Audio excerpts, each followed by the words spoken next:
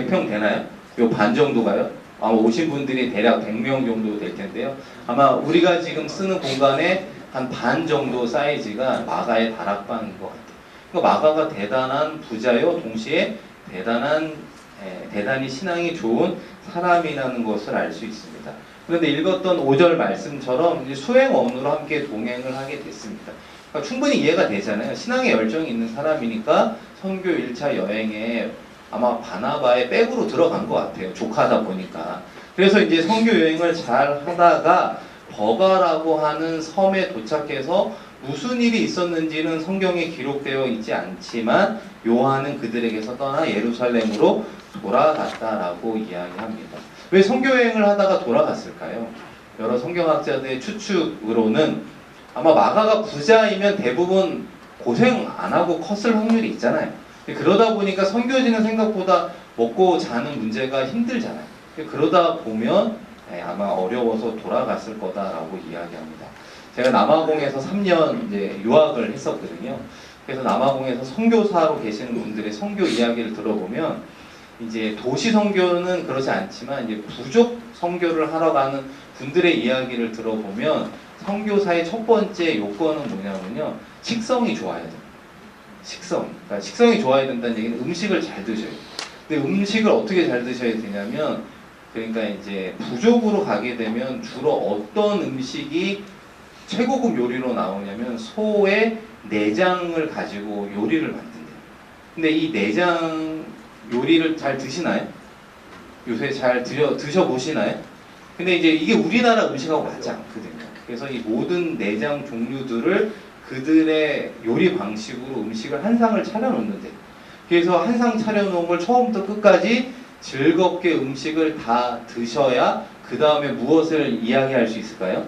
이제 복음을 이제 이야기할 수 있는 거예요. 그래서 이제 그 음식을 잘 못 드시면 어떻게 되냐면 그냥 아웃이에요. 복음을 전할 수가 없어요. 그냥 돌아가라고 해요. 그래서 음식을 잘 드시면 이제 그 부족의 추장이 있습니다. 실제로 추장이 좋아하고 추장이 복음을 먼저 들어요. 그래서 복음이 좋은 내용이라고 오케이 하면 추장이 복음이 좋다. 그러면 다 이게 밑으로 내려와서 마을 사람 전체가 복음을 듣고 거기서 이제 성경 공부 강의를 시작하는 것을 알 수가 있습니다. 그런데 그런 음식이 낯선 상황 가운데 마가 요한이 쉽게 잘 먹었겠습니까? 먹지 못했을 거라고 생각합니다. 근데 그러다 보니까 아마 쉽게 어려운 가운데 포기하고 돌아갔을 거다. 그리고 바울이 고집이 세잖아요. 고집 센 사람하고 선교여행 하다 보니까 부딪혀서 돌아갔을 거다. 향수병에 어려워해서 돌아갔을 거다라고 이야기합니다. 그런데 제가 말씀드리고 싶은 건 뭐냐면 나중에 시간이 꽤 흘러서 이 디모데 후서에 보면 사도 바울이 뭐라고 이야기를 하냐면요. 디모데후서 4장 11절 제가 읽어드리면 누가만 나와 함께 있는데 내가 올 때, 그러니까 디모데를 말하는 겁니다. 디모데가 다시 돌아올 때 누구를 데려오라고 이야기하냐면 마가를 데리고 오라, 나에게 유익하다라고 이야기해요. 그러니까 사도 바울은 빈말을 하는 스타일의 사람이 아닙니다. 나중에 들어보니 마가가 1차 선교 여행 때 실패하고 돌아가고 나중에 2차 선교를 바울과 바나바가 떠날 때 이 마가의 문제를 가지고 싸우게 됩니다. 다다음 주에 이야기를 하다 보면 결국에는 바울은 신라를 택하고 떠나고 바나바는 마가 요한을 데리고 또 다른 곳으로 선교를 하게 됩니다. 그렇게 사실은 멀어졌어요.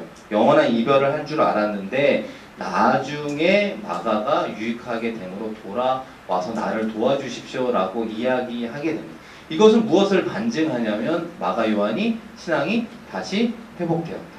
다시 성숙하게 되었다라는 것을 알 수 있습니다. 그럼 누가 마가의 신앙을 회복시켜 주었느냐? 우리가 생각하기에는 바나바라고 생각을 하잖아요. 바나바의 생질이고 조카이기 때문에. 그런데 실제로 바나바는 사실 좀 있다가 죽습니다. 일찍 단명하고 끝나버리고 맙니다.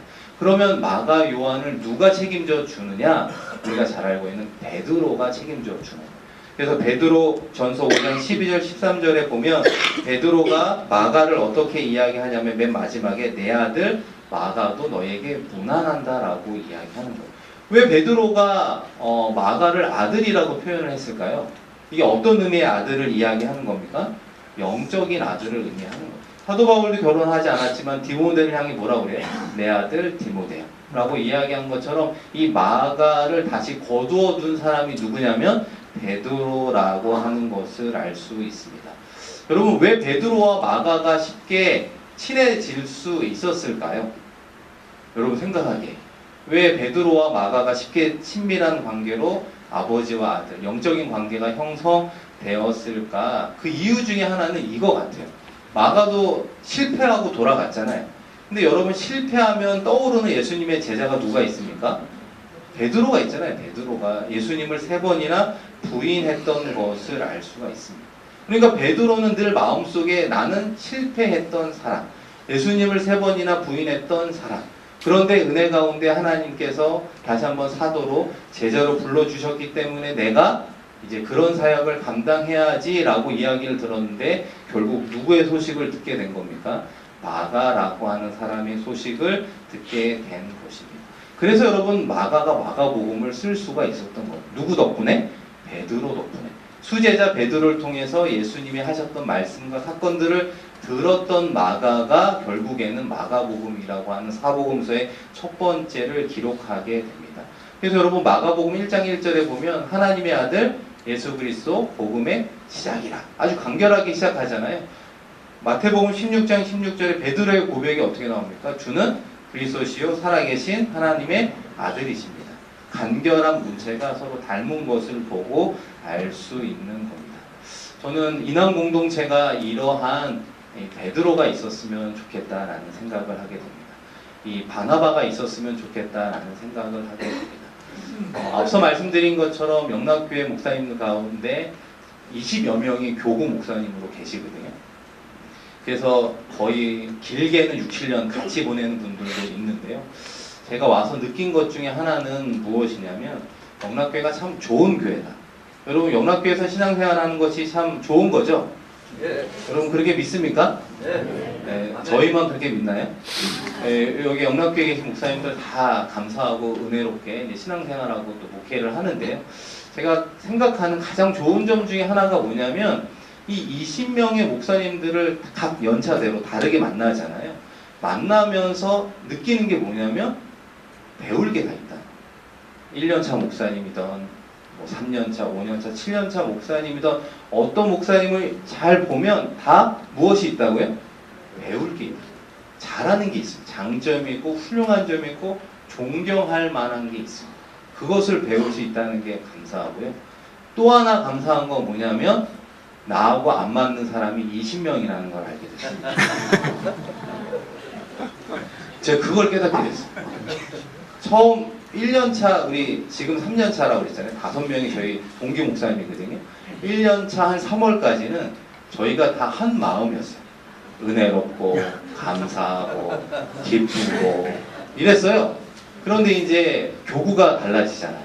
어떤 목사님은 서울교구, 어떤 목사님은 지방이 아니라 원거리 교구, 뭐 안양수원, 인천 뭐 이렇게 되면서부터 조금씩 갈등이 되고 이 사이에서 뭔가 멀어져 가는 느낌. 또 부서를 맡기게 되는데 이 부서에 대한 담임 목사님의 평가에 따라서 또 조금씩 달라지면서 이제 정신을 차리고 보니까 20명이 서로 다 다르구나라는 걸 깨닫게 되고요. 같이 일하면서 좋은 점은 알겠는데 좋은 점은 작아지고 서로 다른 점이 부딪히는 것을 깨닫게 됩니다. 제가 그래서 어떤 생각을 했냐면 이건 제 속마음에 이 목사님은 내가 가까이 하면 안 되겠다. 물론 그렇게 생각하는 그분도 저를 똑같이 생각할 수도 있겠죠. 윤 목사는 가까이 하면 안 되겠다. 이렇게 생각할 수도 있겠죠. 근데 이제 제가 한 2년 6개월을 이렇게 지나면서 무엇을 느끼게 되냐면요. 서로 너무 물과 기름 같은 분도 있거든요. 너무 안 맞는 분이 있거든요. 근데 여기서는 안 만날 수 있어요. 친하게 안 지낼 수도 있고 깊은 대화를 안 할 수도 있어요. 근데 나중에 영락교회를 떠난 목사님들 이야기를 들어보니까요. 시차례를 가면 더 다양한 목사님을 만난다는 거예요. 노예를 가면 더 다양한 목사님을 만난다는 거예요. 그럼 결국 나와 궁합이 맞는 목사는 적고 내가 서로 다르다고 서로 안 맞다라고 생각하는 목사님의 수는 더 많다라고 하는 게 우리 목회의 현실이라는 걸 깨닫게 됐어요. 그러면서 제가 마음을 바꾸어 먹기로 시작을 했습니다. 어떻게 바꾸어 먹고 기도하기로 했냐면, 아까 말한 대로 목사님 한 분 한 분마다 뭐가 있다고 그랬죠? 장점이 있고 단점이 있고 다 똑같은 거예요. 그런데 내가 안 좋게 생각하는 목사님들의 공통적인 대하는 태도가 뭐였냐면요, 장점은 30%만 생각했어요. 단점은 70%로 생각하니까 내가 이분하고 멀어져야겠다는 생각을 한 거예요. 근데 그걸 거꾸로 생각해 보니까요, 장점을 내가 높이 생각해 보니까 장점이 70%, 80%로 보이기 시작하면 단점은 작아진다라는 걸 알게 됐어요. 내가 그분의 장점을 배우려면 어떻게 해야 돼요?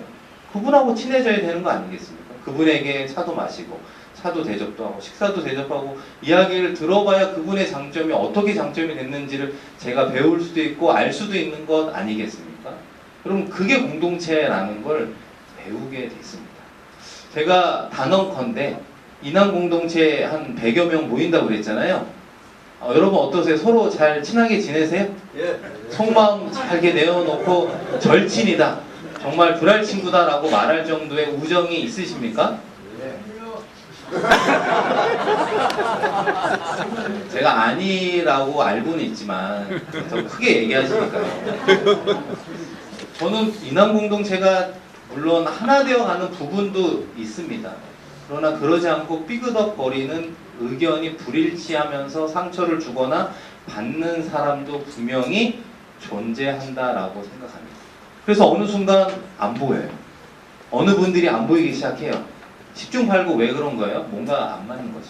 그래서 교회 공동체를 떠나갈 수밖에 없는 겁니다. 그래서 많은 남성교회가 신입 회원들이 많이 들어오기를 바래요. 환영해 줍니다. 그런데 동시에 뒤로 빠지고 있는 거예요. 뒷문을 걸어 잠그지 않으면 그 공동체는 성장할 수가 없습니다. 성장하기 위해서는 누가 필요하냐면 바나바가 필요합니다. 누가 필요합니까? 베드로가 필요합니다. 상처 입은 사람을 찾아가고 위로해주고 다른 사람의 장점이 정말 훌륭하다고 이야기해주고 인정해 줄 때 비로소 남자들은 문을 여는 것 같아요. 지적하고 단점을 얘기하면 좋아할 남자는 아무도 없습니다. 남자는 자존심 하나로 살아가잖아요. 지금까지 살아왔잖아요. 그런데 단점을 지적하면 이 부분 때문에 넘어지고 결국에는 공동체를 떠나게 될 수밖에 없다라는 것을 보게 됩니다. 그런 면에서 우리 인한 공동체 안에 바나바와 또한 베드로와 같은 분들이 많아지기를 주님의 이름으로 축복드립니다.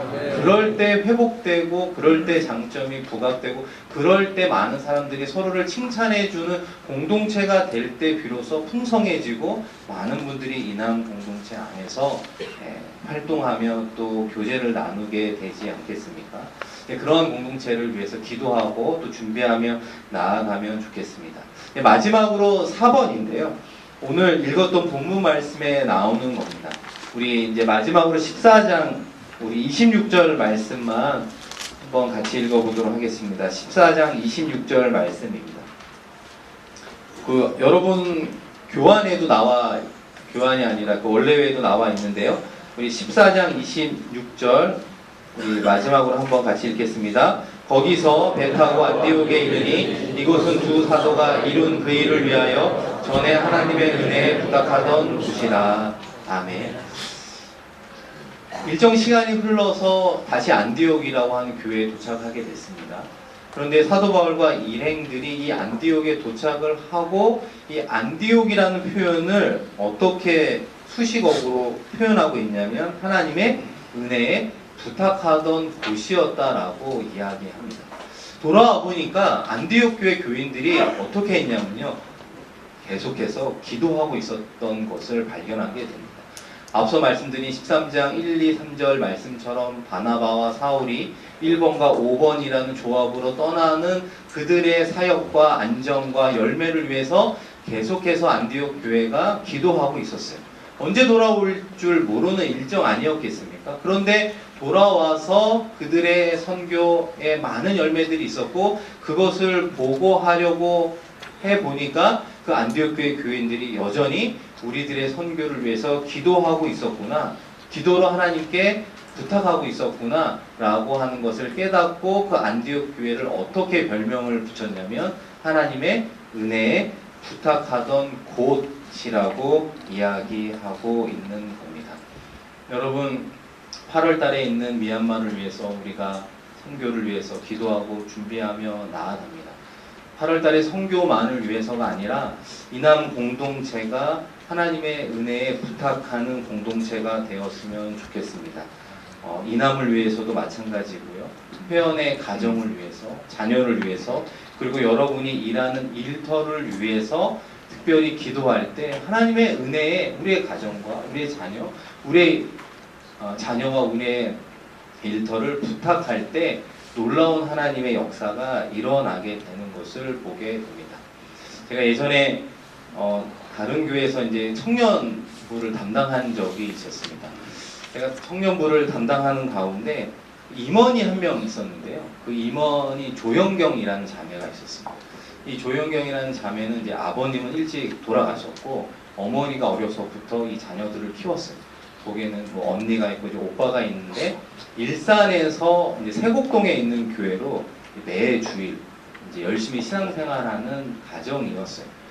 그런데 이제 이 어머니가 어려운 가운데 자녀들을 어떻게 키웠냐면 신앙으로 키운 거예요. 그러다 보니까 이제 일산까지 멀어졌지만 다시 그 수서에 있는 세곡동에 있는 교회까지 매주 참석하게 되었습니다. 그래서 이제 그 언니도 그 이제 오빠도 가정을 잘 이루게 되었는데 이 문제는 막내였어요. 이 막내 자매가 조영경 자매였는데 이 조영경 자매가 무엇을 준비했냐면요. 구급 공무원을 준비를 했습니다. 그런데 구급 공무원을 준비하며 이제 시험을 보는데 늘 낙방을 한 거예요. 계속해서. 근데 그러다가 이제 어떤 일이 있었냐면요. 같이 공부하는 친구가 그러니까 예를 들어서 이제 소방 공무원을 준비하고 있었다면 이제 이 친구가 뭐라고 얘기하냐면 경찰 공무원 시험을 한번 보자는 거예요. 그러니까 예를 들자면 그러면 5과목을 시험 보는데 2과목 정도가 공통 과목이었대요. 동일한 과목. 그리고 3과목은 전혀 공부하지 않은 과목이래요. 그래서 이제 경찰 공무원을 시험 본 이유는 뭐냐면 2과목은 똑같으니까 모의고사 보듯이 한번 시험을 보자. 이런 취지에서 시험을 봤대요. 근데 여러분 경찰 공무원 1차를 합격을 합니다. 그러니까 5과목 중에 2과목은 자기가 어떤 걸 썼는지를 알죠. 시험 준비를 했으니까 맞춰보고요. 3번째, 4번째, 5번째 과목은 자기가 뭘 썼는지 모르겠대요. 왜 그럴까요? 아니, 찍고 나왔으니까 자기가 기억을 못하는 거예요. 뭘 찍었는지를. 그런데 합격자 발표를 가보니까 1차에 합격이 돼요. 그리고 이 자매가 너무 놀래갖고 이제 그 주일에 청년부 모임 때 와갖고 이제 2차 준비를 합니다. 2차는 면접이었어요. 면접과 이제 봉사. 이분이 아까 임원이라고 그랬잖아요. 그러니까 저희가 이제 거기에 어려운 아이들을 도와주는 이제 봉사를 한 달에 한 번씩 갔기 때문에 그런 거 써드리고 이렇게 했는데 여러분 이 자매가 구 공무원에 합격을 했을까요? 안 했을까요? 했습니다. 네, 합격을 했더라고요. 그래서 분당에 이제 배치를 받았어요. 그래서 제가 대한민국의 공무원이 혹시 이렇게 되는 것이 아닌가 혹시 공직에 계신 분들도 계실지 모르지만 이렇게 되는 경우도 있더라고요. 그래서 이분이 그렇게 됐어요. 그래서 너무 감사해요. 축하해주고 이제 그리고 이제 저는 아까 말씀드린 대로 남아공에 떠나게 됐습니다. 그리고 이제 한 1년 6개월 지났나요? 청년들하고 이제 통화를 할 일이 있었고 그 자매 잘 지내냐고 그랬더니만 이 자매가 무슨 일이 있었냐면요. 그 이후 한 1년 6개월 있다가 1시 반에 청년부 예배가 이렇게 있어요. 예배를 드리다가 이분이 쓰러졌대요. 그러니까 이 형경 자매가 예배를 드리다 푹 뇌출혈로. 그러니까 이제 청년들이 119에 전화를 해서 바로 응급처치를 하게 된 거예요.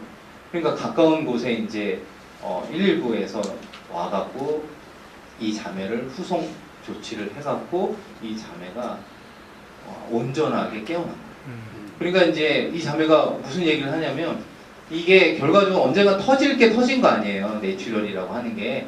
근데 만약에 밤 10시, 11시에 집에 가다가 골목길에 걸어가다 쓰러지면 누군가 초동 대처를 빨리 안 하면 깨어나더라도 한쪽은 불수가 될 수도 있잖아요. 그런데 이렇게 예배 드리다가 한 명이 쓰러지니까 바로 이제 119 전화해서 바로 즉각적인 치료를 받게 된 거예요. 그래서 이제 수술 받고 완전하게 이제 치료받고 건강하게 퇴원을 한 거예요. 그리고 나서 이제 교제하던 사람하고 얼마 전에 결혼해서 가정을 이루었다. 이런 이야기를 제가 듣게 됐습니다. 제가 뭐 오랫동안 목회를 하지 않았지만 그 자매 이야기처럼 드라마틱하게 하나님의 은혜를 경험한 자매와 가정은 없었던 것 같아요. 근데 여러분, 물론 이제 그게 어떻게 보면 떳떳한 건 아닐 수도 있겠죠. 실력으로 뭐 합격하고 그러게 더 좋을 수도 있지만 하나님의 은혜는 우리의 기대, 우리의 상상을 늘 초월하고 넘어가는 부분이 있는 것 같아요. 그 어머니가 어려서부터 정말로 남편 없이 홀로 어려운 가운데 이 아이들을 키울 때 무엇을 했겠습니까? 자녀들을 하나님께 부탁한 거죠. 내가 키울 수 있는 능력이 없습니다. 재력이 없습니다. 환경이 좋지 않습니다. 하나님께서 이 자녀들을 붙잡아 주십시오라고 이야기하며 키우는, 그래서 하나님의 은혜의 자녀들을 부탁한 그런 삶의 결과가 아닌가라는 생각을 하게 됩니다. 이남 공동체가 우리 미얀마 선교를 위해서도 준비하지만 우리의 가정과 우리의 자녀들, 우리의 일터를 하나님의 은혜에 간절히 부탁하는 저와 여러분들 되기를 원합니다. 아멘. 그럴 때 하나님께서 때에 따라 이른 비와 늦은 비로 여러분의 필요를 온전히 채워주시는 그런 하나님의 은혜를 경험하는 우리 모두가 되기를 주님의 이름으로 간절히 축복드립니다. 우리 이 시간 한번 같이 1, 2분 기도하고 축도로 마치도록 하겠습니다. 우리 이 시간 한번 같이 기도하면 좋겠습니다. 하나님, 이남 공동체가 준비한